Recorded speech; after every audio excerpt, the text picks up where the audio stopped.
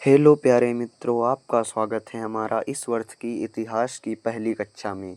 हमारा अध्याय है अध्याय का नाम है यूरोप में राष्ट्रवाद।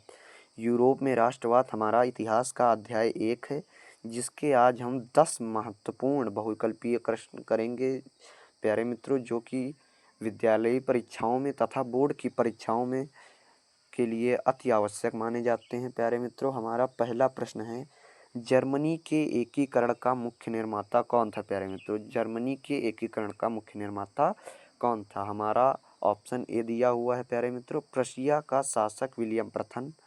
प्रशिया का शासक विलियम प्रथम। ऑप्शन बी दिया हुआ है विलियम प्रथम व बिस्मार्क। ऑप्शन सी दिया हुआ है नेपोलियन बोनापार्ट। ऑप्शन डी दिया हुआ है जर्मन शासक फ्रेडरिक महान।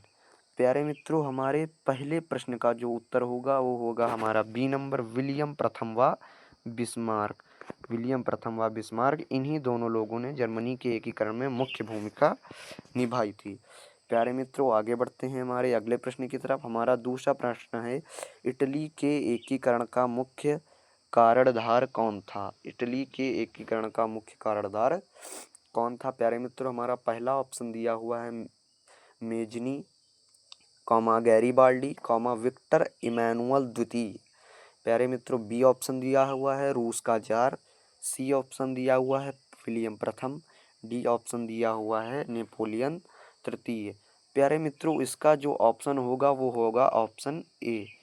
ऑप्शन ए इसका राइट आंसर होगा, क्योंकि इटली के एकीकरण में प्यारे मित्रों जोसेपे मेजनी, गैरीबाल्डी, विक्टर इमैनुअल द्वितीय ने बराबर की भूमिका निभाई थी। प्यारे मित्रों, अब बढ़ते हैं हम अपने अगले प्रश्न की तरफ। हमारा तीसरा प्रश्न है, ऑटोमन साम्राज्य का क्या तात्पर्य है? ऑटोमन साम्राज्य का क्या तात्पर्य है? पहला ऑप्शन दिया हुआ है जार का साम्राज्य।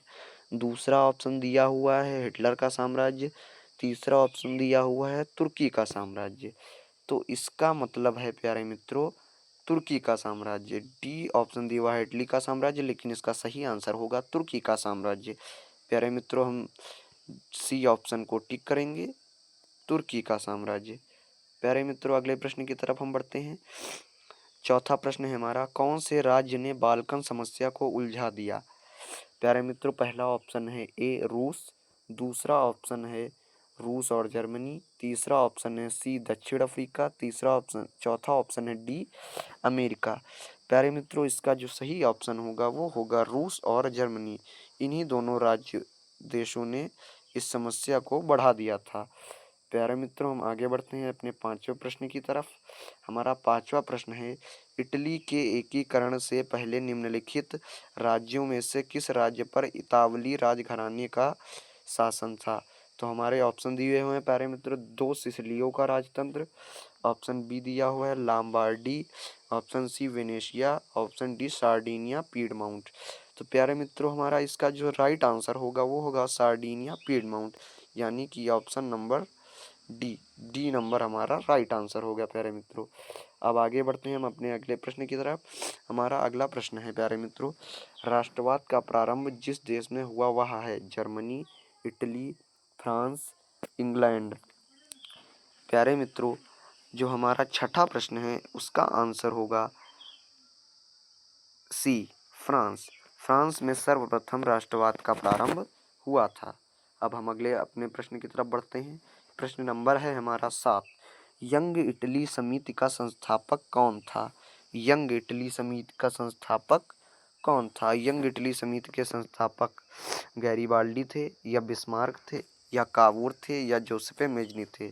तो प्यारे मित्रों, इसका जो राइट आंसर होगा वो होगा जोसेपे मेजनी।